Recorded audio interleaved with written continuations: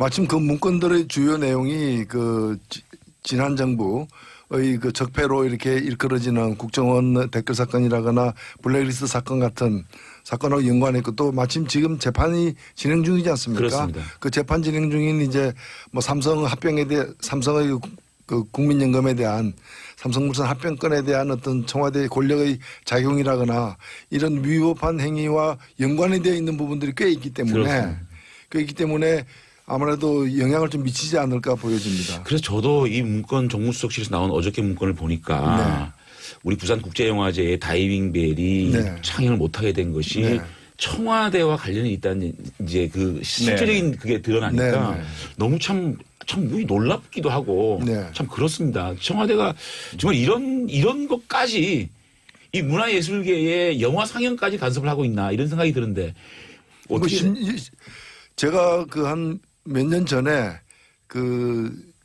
이게 TV 프로그램에 나갔는데 그때 같이 토론을 한 분 중에 한 분이 종편에서 여러 그 프로그램에 출연했던 분인데 좀 이렇게 싫은 소리 했다고 정부에 싫은 소리 했다고 하루아침에 열 몇 군데를 갖다가 잘렸다는 거예요. 출연하는 프로그램을 그 얘기를 직접 들은 바가 있거든요. 들은 바가 있는데 그런 것들이 이제 이번에도 보면 언론을 이용해서 한다거나 누구는 출연하면 안 된다거나 뭐 이런 여러 가지 이제 좀 반칙들이 이제 그동안에 많았던 것이 이번에 막 드러나는 거죠. 그러니까 세월호 관련돼 가지고의 이 박근혜 정권의 시각 이런 것도 막 드러나고 있지 않습니까? 사실 박근혜 대통령께서 세월호 사건에 대한 시각을 조금 세월호를 어떻게 근본적으로 해결하고 이들의 눈물을 함께 닦아줄까라고 생각했다면 과연 탄핵까지 갔을까라는 안타까움이 있는 것 같아요. 저도 뭐 공감하고요. 그러니까 모든 걸 갖다가 정권 안보 차원에서 이게 우리 정권에 불리하냐 유리하냐 또는 이걸 갖다 뭐 박근혜 정부도 봤을 때 이거는 정말 문제가 있구나. 시인할 거 시인하고 고칠 거 고치자. 이렇게 나가야 될 일을 나의 정치적 적들이 이걸 정치적으로 악용하지 않을까. 우선 이런 시각에서 이제 모든 걸 정권 안보 차원으로 대응하다 보니까 그런 무리가 따르고 파행이 따르고 결과적으로는 자기 무덤을 판 꼴이 되는 그게 아닌가. 문재인 정권도 잘 생각해야 돼요. 이게 네 편 내 편이 아니고 국민 편에서 정권을 운영해야 된다는 반면 교사님 가장 동의합니다. 협치. 그리고 어제 잘 또 되고 있는데 협치가. 저희 둘만 한다면. 홍준표 대표만 저희들과 보줄 말씀하십니다. 어제 그런데 또 믿기 힘든 소식이 들렸죠. 꼭 그 박근혜 전 대통령만의 문제는 아닌 것 같고요. 특히 검찰이 가장 그 문제 중심에 있는 것 같은데 이명박 대통령 당시였죠. 그 디도스 수사 와중에 아마 발견된 것으로 보이는데 검찰이 이미 국정원이 댓글 조작을 하고 있었다는 증거를 확보하고서도 2년 동안을 그냥 가지고 있다가 전혀 수사에 활용도 하지 않고 관련 수사가 진행됨에도 불구하고 서류를 그 특수수사팀에 넘겨주지도 않고 다시 청와대에 반납을 해버리는 사건이 발생을 했죠. 어떻게 보셨습니까? 이게 2012년에 지금은 잊혀지고 있지만은 이제 디도스 사건이라 해가지고 특검이 당시에 국회에서 의결해서 특검이 조사를 했는데 특검이 당시 청와대 행정관 한 사람 을 조사하는 과정에서 문건이 한 700개가 나왔는데 그 700개가 디도스하고는 직접 상관없지만 국정원과 경찰 등이 이 정치인들을 불법적으로 사찰하고 뭐 이런 그다음에 이제 SNS 장악하기 위해서 댓글을 달고 하던 그런 정황이 담겨 있는 문서 700건을 갖다가 발견을 했어요. 압수를 했어요. 압수했는데 특검으로서는 디도스 사건을 수사하는 특검이니까 이것까지 수사하기는 어려웠고 또 거의 수사기간이 마감이 되어 가던 상황이었기 때문에 검찰에다가 넘겼고 이 얘기는 이걸 별건 수사하라는 얘기거든요. 근데 검찰은 수사하지 않고 수사하지 않은 것도 문제고 그다음에 한 2년 있다가 이걸 갖다가 청와대에다가 반납을 하는 그 증거를 갖다가 이제 은폐하고 이제 인멸한 게 되는 거죠, 사실은. 수사를 해야 할 검찰이 오히려 수사의 단서와 증거가 되는 그러한 내용들을 묵혀두고 있다가 은폐해버렸다. 상당히 큰 문제인데 더 큰 문제는 당시에 법무장관이 황교안 장관이었고요. 이런 과정에 혹시라도 황교안 법무장관이 영향을 미친 것은 아니냐 이런 이야기가 나오고 있죠. 일단은 지금 필요한 건 뭔가 하면요. 그 내용, 문건 내용에 대한 수사가 필요한지도 따져봐야 되겠지만은 일단 그것이 이제 왜 수사가 그 속개되지 않고 또 증거가 청와대에 반납됐는지 누구 짓인지 당시 검찰총장 짓인지 아니면 법무부 장관의 지시에 의한 것인지 등에 대해서는 이건 진상조사가 필요한 부분입니다. 네네. 이건 새 법무부 장관이 마땅히 해야 될 일이라고 저는 생각합니다. 특히 그 부분을 그 법무장관 인사청문회 때 질문을 하셨지 않습니까? 유사한 게 나왔습니다. 네. 이미 예. 그 공개가 되었던 네. 원세훈 전 국정원장에 대한 어떤 수사 과정에서 이 확보된 여러 가지 증거들에 대해서 네. 법무부가 그 당시 이제 덮었던 부분에 대해서 네. 법무부가 다시 조사를 의향이 있냐고 제가 질문을 했는데 이 법무부 장관 후보자가 네, 박상기 후보자. 네. 지금 이제 법무부 장관이 됐죠. 네. 이번에 이제 그건 수사하겠다라고 그 조사를 하겠다. 네. 라고 얘기를 갖다가 분명히 했습니다. 확답을 주셨고요. 예, 그 했기 때문에 장소에서. 좀 기대해봐야 될 것 같아요. 그리고 최동욱 전 검찰총장에 대한 그 혼외자 뒷조사 문제, 네. 개인정보보호법 위반 등의 그것도 범법행위죠. 예, 네. 조사 진상조사를 하겠다고 했습니다. 그 문제는 그 당시에 그 어쨌든 모든 이 세 사건 모두에 황교안이라는 이름은 다 가장 중요한 역할에 의심을 받는 분으로 등장을 하는데 네. 문제는 노회찬 의원님 황교안 당시 법무장관과 개인적인 인연이 있으시잖아요. 예. 네, 고등학교 동창. 저는 뭐 네. 그래서 뭐 사적인 관계보다도 공적으로 예. 이 문제에 대해서 본인이 좀 책임 있는 이 발언이 필요하다고 봅니다. 왜냐하면은 저는 뭐 그 가치관과 철학은 서로 다르지만은 예. 진실의 편에 설 수 있는 사람이라고 생각하거든요. 네. 예, 네. 그래서 누가요? 황교안 예. 말씀하시죠. 설 수 있는 사람이기 때문에 네. 저는 이 문제에 대해서 당시에 뭐 어떤 정치적인 어떤 그런 고려 내지 뭐 정치적인 어떤 하명 때문에 이렇게 했다거나 저렇게 했다거나 하는 진실을 갖다가 밝힐 의무가 그 황교안 전 법무부 장관에게 있다고 생각합니다. 근데 지금까지 네. 제가 표창원 의원님하고 노회찬 의원님하고 지금 진행을 쭉 하도록 내버려두는데 네. 재미가 없어요. 재미가 되지 않겠습니까? 예, 너무 좀 근데 공식적이었죠. 결국은 예. 제가 우리 표창원 의원님하고 노회찬 의원님 말씀을 들으니까 네. 검찰개혁이라는 화두가 다시 나올 수밖에 없지 네. 않습니까?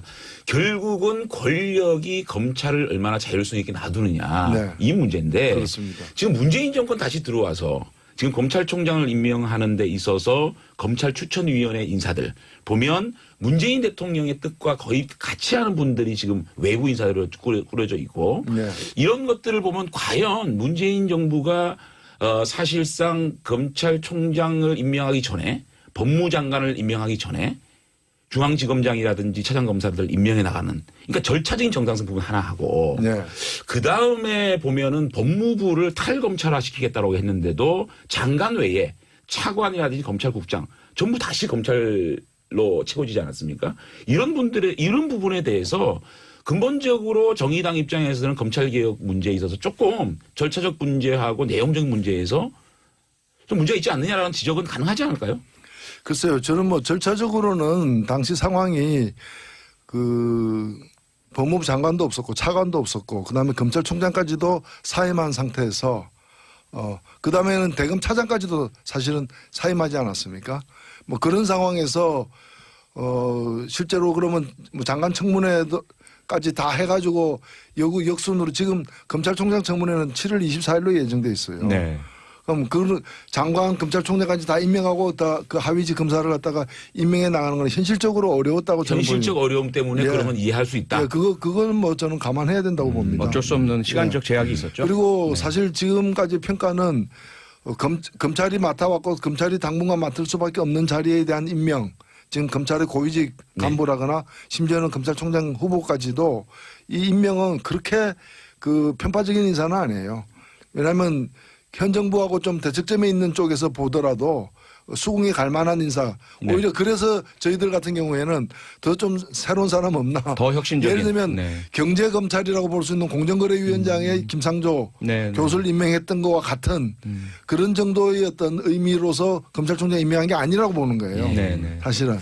그래서 예를 들자면 이제 박영수 특검 같은 분을 검찰총장 후보자로 내정했다면 상당히 그런 김상조 효과 같은 것들을 기대할 수 있을 것 같아요. 아니, 그래서 저는 사실은 이제 검찰 인사는 잘 된 것 같아요. 이 문무일, 윤석열, 윤대진 라인이 앞으로 조국 민정수석이라든지 그 공직 부패비서관이라든지 이런 쪽하고 얼마나 권력으로부터 검찰을 지킬 수 있느냐. 이게 중요하다고 보는데 현재의 검찰총장 라인은 전 뭐 동의를 하고요. 어쨌든 절차적인 문제에 대해서는 좀 짚고 넘어가야 될 부분이 아닌가 아쉬움이 있다는 말씀을 드리고요. 자, 이제 정치 이슈로 돌아가 볼까요? 네, 잠깐 근데 우리 황교안 전 법무장관 조금만 더 짚어야 될 것 같아서 왜냐하면 그 국민 여러분께서 참 인상적으로 본 게 그 국회 대정부 질문 때 황교안 당시 총리를 대상으로 노회찬 의원께서 상당히 날카롭게 공격적으로 질문을 하셨잖아요. 그런데 그 이면에 두 분이 고등학교 동창이기도 하시고 그리고 정가에 떠도는 이야기 중에는 황교안 전 총리에게 세 가지 컴플렉스가 있다. 하나는 이제 경기고라는 대한민국 그 당시 최고 명문이었는데 대학 진학에 있어서 최고인 서울대학이 아닌 뭐 이런 이야기가 돌았고요. 제 이야기는 아닙니다. 그다음에 두 번째가 노회찬 컴플렉스다. 같은 친구였는데 노회찬 의원은 너무나 이제 그 좀 말씀도 잘하시고 국민의 사랑도 받으시고 큰 정치인이신데 본인은 늘 그 과정에서 조금의 열등 의식을 갖고 있지 않느냐 이런 이야기가 전개에 많이 돌거든요. 아, 그거는 조금 아닌 것 같은데. 황교안 못 들어보셨어요? 저는 못 들어봤는데 황교안 총리도 굉장히 스마트하신 분이고 사실은 3부요인까지 올라간 부분에 있어서는 본인의 끊임없는 노력이 있었습니다. 그건 당연하죠. 그건 당연하죠. 근데 노회찬 의원님께서는 어떠세요? 황교안 총리를. 뭐 저하고 그 바라보는 방향과 걸어온 길이 다른 건 사실입니다. 차이가 많이 나는데 공통점이 있다면 둘 다 일종의 좀 소신행이라고 볼 수 있고요. 그렇습니다. 저는 뭐 저대로 소신을 갖다가 이제 뭐 감옥 가는 것도 두려워하지 않고 지켜왔다면은 이 사람대로 이제 민주화가 되어가지고 국가보안법이나 이런 게 이제 개폐 논의가 17대 국회 참여정부 당시에 뭐 그 당시 한나라당 내에서도 개정이 불가피하다. 그리고 이제 야당에서는 폐지하자 뭐 이런 얘기까지 나오고 있는 그런 상황에서 그 그 보안법을 글자 하나 고치면 안 된다라는 원한 고수. 그 쉽지 않은 일이거든요.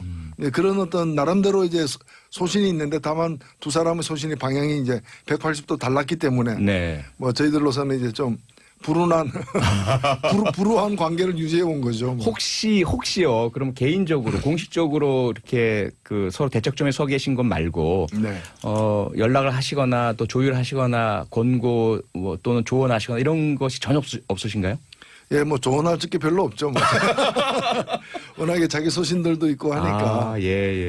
근데 뭐 그 전에 제가 그 법사위에 있을 때는 17대 국회에서 제가 4년을 법사위에 있었는데 그때는 제 마크맨이었어요. 그래서 이제 뭐 법무부의 어려운 사정 같은 걸 뭐 얘기를 해주기도 하고 그랬습니다. 그러셨군요. 노회찬 의원에 대한 또 칭찬의 댓글이 폭주하고 있습니다. 문자가 문자가 이인승님 노회찬 의원님 핵심을 짚어주는 사이다 발언 너무 좋아요. 사이다 너무 자주 마시면 탄산음료. 9365님 표창원 의원님 장재원 의원님 노 의원님 모시고 협치하는 방송 보기 좋습니다. 그런데 홍 대표는 왜 그러시는 거예요? 외로워 보여요.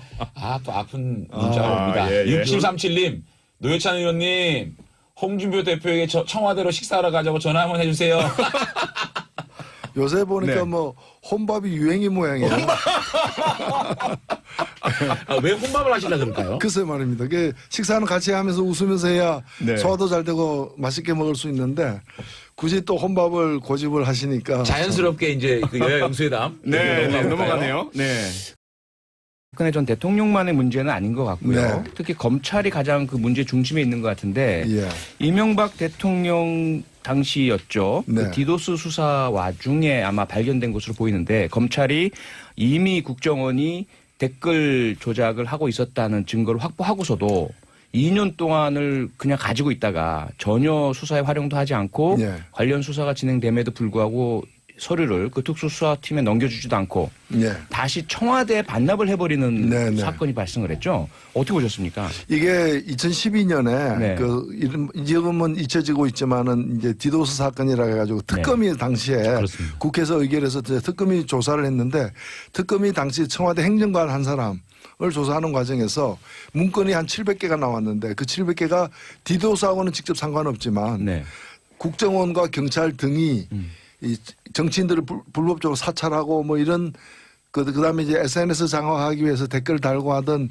그런 정황이 담겨 있는 문서 700건을 갖다가 그 발견을 했어요. 압수를 했어요. 압수했는데 특검으로서는 디도스 사건을 수사하는 특검이니까 네. 이것까지 수사하기는 어려웠고 또 거의 수사기간이 마감이 되어 가던 상황이었기 때문에 네. 검찰에다가 넘겼고 이 얘기는 이걸 별건 수사하라는 얘기거든요. 근데 검찰은 수사하지 않고 그 수사하지 않은 것도 문제고 그다음에 한 2년 있다가 네. 이걸 갖다가 그 청와대에다가 청와대라고. 예, 반납을 하는 네. 그 증거를 갖다가 그 이제 은폐하고 이제 인멸한 네. 게 되는 거죠, 사실은. 수사를 해야 할 검찰이 오히려 수사의 단서와 증거가 되는 그러한 내용들을 묵혀두고 있다가 은폐해버렸다. 예. 상당히 큰 문제인데 더 큰 문제는 당시에 법무장관이 황교안 장관이었고요. 예. 아, 이런 생각이 드는데 뭐 어떻게 제가 그 한 몇 년 전에 뭐 이게 TV 프로그램에 나갔는데 그때 같이 토론을 한 분 중에 한 분이 네. 종편에서 여러 그 프로그램에 출연했던 분인데 네네. 좀 이렇게 싫은 소리 했다고 정부에 싫은 소리 했다고 하루아침에 열 몇 군데를 갖다가 잘렸다는 거예요. 아이고. 출연하는 예, 프로그램을 네. 그 얘기를 직접 들은 바가 있거든요. 네. 들은 바가 있는데 그런 것들이 이제 이번에도 보면 언론을 이용해서 한다거나 누구는 출연하면 안 된다거나 뭐 이런 여러 가지 이제 좀 반칙들이 이제 그동안에 많았던 것이 이번에 막 드러나는 거죠. 네네. 그러니까 세월호 관련돼 가지고의 이 박근혜 정권의 시각 네. 이런 것도 막 드러나고 있지 않습니까?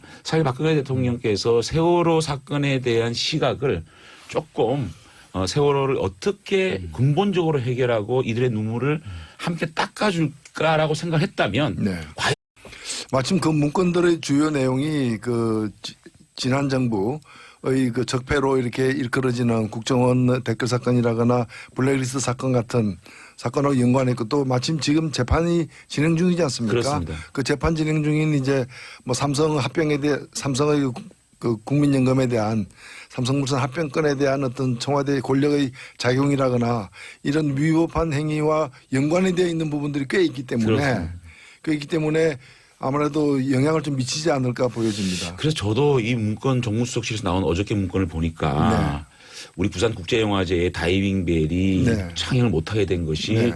청와대와 관련이 있다는 이제 그 실질적인 그게 드러나니까 너무 참 놀랍기도 하고 참 그렇습니다. 청와대가 정말 이런 것까지 이 문화예술계의 영화 상영까지 간섭을 하고 있나? 이런 탄핵까지 갔을까라는 안타까움이 있는 것 같아요. 저도 뭐 공감하고요.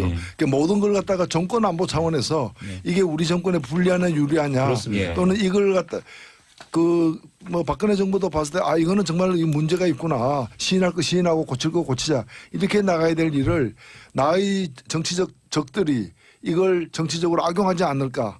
우선 이런 시각에서 이제 모든 걸 정권 안보 차원으로 대응하다 보니까 그런 무리가 따르고 파행이 따르고 결과적으로는 자기 무덤을 판 꼴이 되는 그게 아닌가. 문재인 정권도 잘 생각해야 돼요. 이게 네 편 내 편이 아니고 맞습니다. 국민 편에서 정권을 운영해야 된다는 강명교사님 가장 동의합니다. 네. 협치. 예. 그리고 어제 잘 또 되고 있는데 협치가. 예. 저희 둘만 한다면. 네, 홍준표 대표만 저희들과 보조 말씀하십니다. 어제 그런데 또 믿기 힘든 소식이 들렸죠. 네. 꼭